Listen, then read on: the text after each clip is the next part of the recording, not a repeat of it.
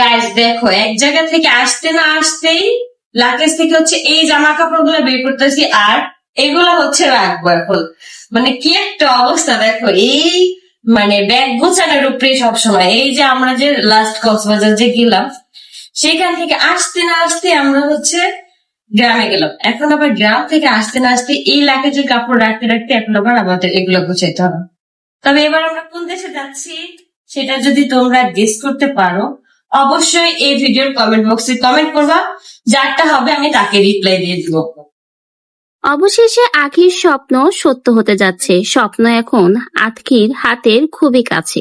খুব শীঘ্রই আখি দেশ ছাড়তে যাচ্ছে। তার আপডেট নিউজ এবার সোশ্যাল মিডিয়াতে আখি নিজেই জানিয়ে দিল।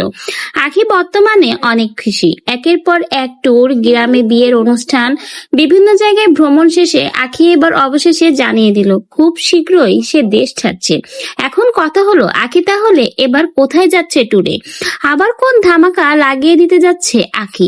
বোঝাই যাচ্ছে আখি খুব শীঘ্রই দেশ ছাড়বে। এবার আর দেশে কোনো ট্যুর দিবে না, হয়তো বা দেশের বাইরেই বড়সড় কোনো ট্যুরে যাচ্ছে আখি। তাই তো এত খুশি মনে তার এই আপডেট নিউজটা এবার জানিয়ে দিল। এখন হয়তো অনেকে আখির এই নিউজটা শুনে জ্বলে পড়ে যাবে, কারণ অনেকেই চায় না আখি ভালো কিছু করুক। অনেকেই আছে যারা আখির সাফল্য দেখে হিংসা করে।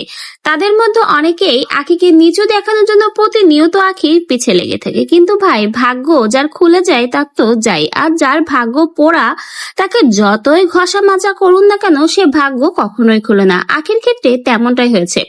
আখির ভাগ্য বর্তমানে খুলে গেছে, তাই তো দেশের ট্যুর সেরে এবার বিদেশের ট্যুরে যাচ্ছে আখি। তাই সেই গুড নিউজটা এবার সোশ্যাল মিডিয়াতে আখি নিজেই জানিয়ে দিল।